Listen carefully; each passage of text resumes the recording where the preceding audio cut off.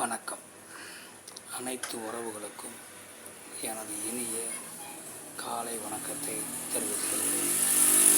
உங்களிடத்தில் ஒரு சிறு ஜோதிட குறிப்பை பகிர்ந்து கொள்ள வருகிறேன்.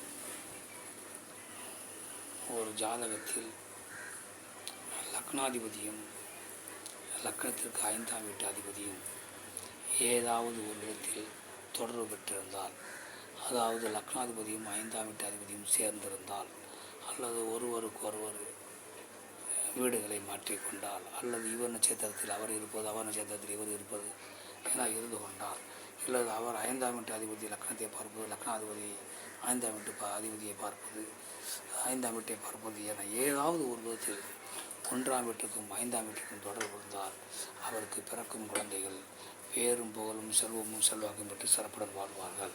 அதனால் இப்படிப்பட்ட ஒரு அமைப்பு உங்கள் ஜாதகத்தில் இருக்கிறதா என பார்த்து கொள்ளுங்கள்.